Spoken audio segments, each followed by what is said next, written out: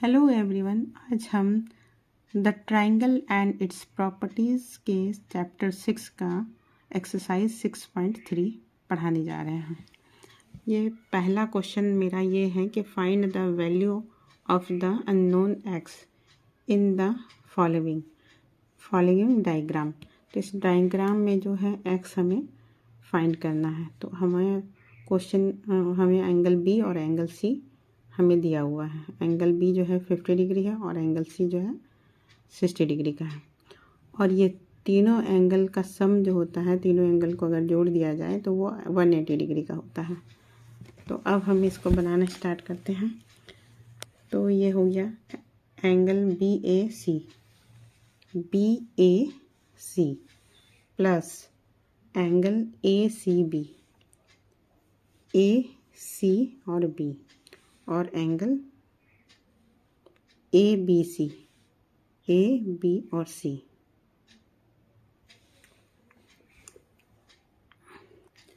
तो angle B A C x दिया हुआ है प्लस ये एंगल सी 60 डिग्री और एंगल बी है 50 डिग्री, इक्वल टू हो गया 180 डिग्री।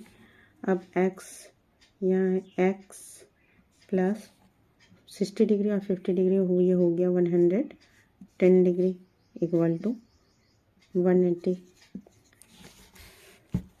अब x इक्वल टू हो गया 180 माइनस 110 इक्वल टू 70 डिग्री। ये आंसर हो गया हमारा। जो पहला डायग्राम का आंसर 70 डिग्री हो गया। ये दूसरा डायग्राम है PQR, जिसमें ये P और R स्ट्रेट लाइन है, ये पट लाइन है, यानी कि ये वाला 90 डिग्री का है और ये Q जो है इसमें 30 डिग्री का दिया हुआ और X हमें फाइंड करना है। तो ये ट्राइंगल PQR में ये देखिए क्या है।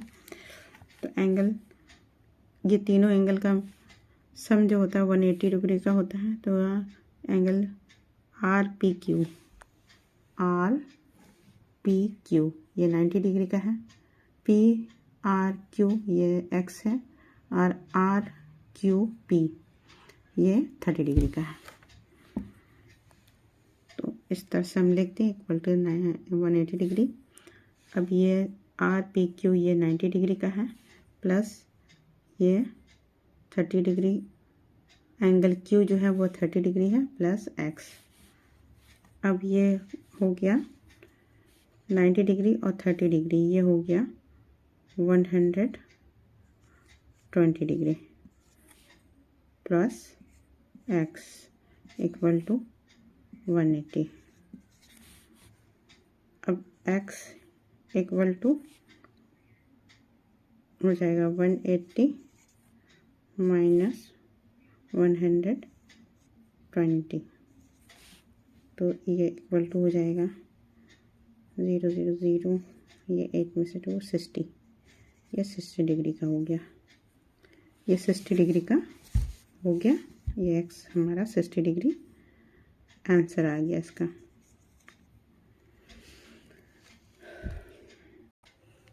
ये तीसरा डायग्राम है XYZ, जिसमें ZXY 30 डिग्री का दिया हुआ है, XYZ 110 डिग्री का दिया हुआ है और हमें ये यहाँ पर ये x हमें निकालना है और YZX ये एंगल हमें निकालना है। तीनों एंगल का सम जो होता है 180 डिग्री का होता है। तो अब ये है angle ZXY plus angle XYZ plus angle YZX। तो ट्राइंगल पे हम ये इक्वल टू 180 डिग्री का हो गया। ट्राइंगल पर हम इस तरह से इसको मेज़र कर दिए। अब ये हो गया 30 डिग्री का, एंगल X जो है वो 30 डिग्री का है, एंगल Y जो है 110 का है और एंगल Z हमें निकालना है X। तो 30 डिग्री और प्लस 110 इक्वल टू हो गया 140 डिग्री का 140 डिग्री प्लस एक्स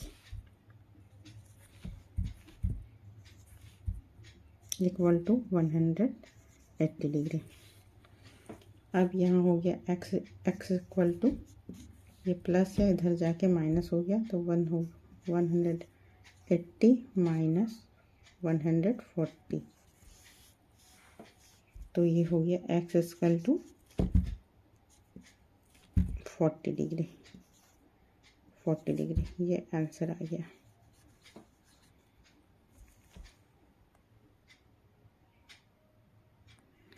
ये डायग्राम 4 है। ये एक आइसोसेलेस ट्रायंगल है जिसमें ये एक्स और ये एक्स ये दोनों ही निकालना है, यानी कि ये दोनों सेम है और ये एंगल जो है 50 डिग्री का है। तो तीनों एंगल का सम जो होता है मेज़र होता है 180 डिग्री का होता है। तो अब हम इसको in the given isosceles triangle, तो यहाँ x plus 50 degree equal to हो गया 180 डिग्री हो गया। अब यहाँ x प्लस एक्स हो गया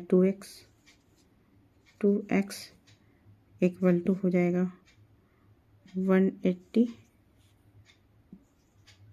माइनस 50 डिग्री। तो अब हम यहाँ पर x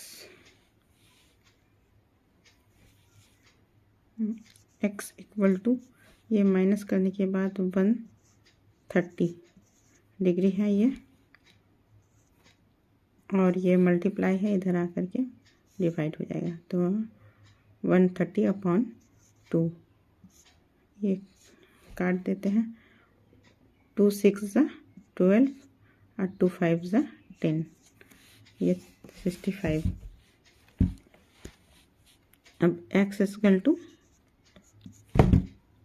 65 डिग्री, ये आंसर आ गया।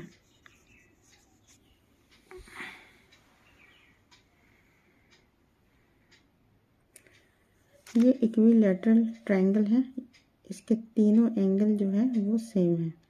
तो ये तीनों एंगल x है, उसे हमें निकालना है तो हम निकालते हैं। तो x plus x equal to तो 180 डिग्री का होता है, तीनों एंगल उसका सम जो है 180 डिग्री का होता है।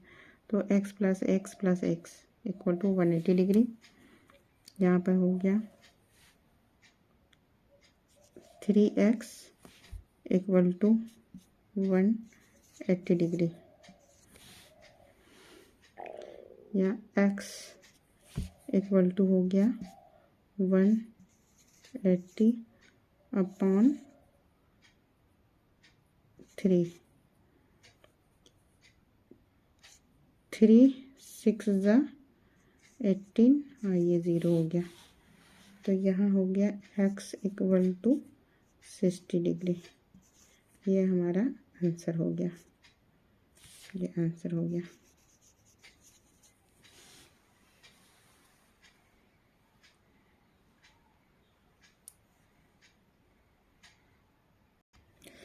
ये छठा डायग्राम है। ये एक राइट एंगल ट्रायंगल है जिसमें ये स्ट्रेट लाइन है, तो ये तो 90 डिग्री का है। यहाँ पर ये 2x है और ये x है, यानी कि यहाँ जितना भी होगा इसका डबल यहाँ होगा। तो अब x हमें निकालना होगा।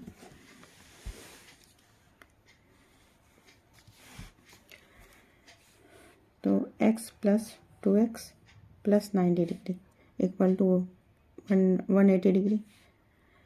तीनों एंगल का सम जो होता है 180 डिग्री का होता है। तो यहाँ पर हो गया x plus 2x equal to 3x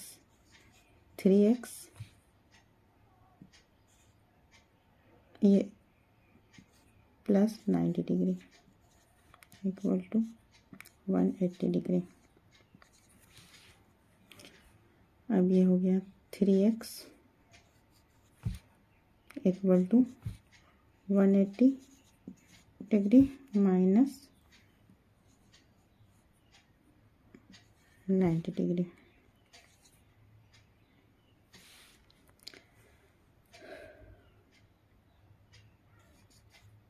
x equal to,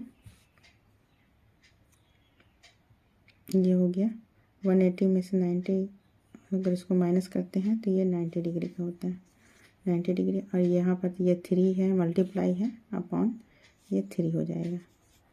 तो 3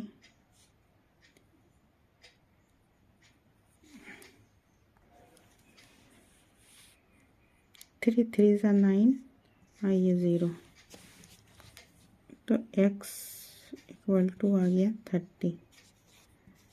30 डिग्री।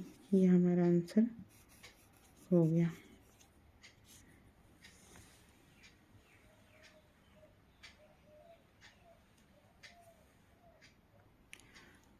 क्वेश्चन काफ़ी लंबा होता जा रहा था, इसलिए हम इसका सेकंड पार्ट जो है वो दूसरी क्लास में बताएंगे। और अब हम एक बार फिर से चलते हैं अंकों की खूबसूरत दुनिया में। हमने पिछली क्लास में आपको बताया था कि ज़ीरो को इन्वेंट करने वाले आर्यभट्ट थे, जो कि हमारे ही भारतवर्ष के वैज्ञानिक थे। ये राउंड शेप ये ज़ीरो ही है, और हमारे वर्ल्ड जो है ये भी पूरा राउंड शेप में ही है। हमने एक क्वेश्चन और पूछा था कि ज़ीरो आने के बाद फिर ज़ीरो को फिर अरेंज किया गया। पहले तो ये 1 2 था, नेचुरल नंबर 1 2 3 4 इस तरह से, फिर ज़ीरो को अरेंज किया गया। ज़ीरो सबसे पहले ज़ीरो रखा गया, फिर 1 2 3 इस तरह से किया गया। तो ये ज़ीरो को ये इस तरह से अरेंज किसने किया था? तो इसका जवाब आज हम बता देते हैं। तो ये ज़ीरो इस तरह से अब हो गया, ज़ीरो को पहले रखा गया, फिर 1 2 3 4 5 6 इस तरह से बढ़ता चला गया। तो ये एक वैज्ञानिक बॉब सिंकलर ने डिस्कवर किया था। Discovered whole number in 1968। तो बॉब सिंकलर ये इसको अरेंज किया इस तरह से, ज़ीरो उसके बाद 1 2 3 4 5। अब ये तो हो गया, ये क्लास हम यहीं ख़त्म करते हैं। अगले क्लास में हम अंकों की खूबसूरत दुनिया की कुछ इंटरेस्टिंग चीज़ें आपके पास लेकर आएंगे, और ये चैप्टर हम यहीं ख़त्म करते हैं। सेकंड क्लास में हम मिलते हैं। Thank you. जय हिंद।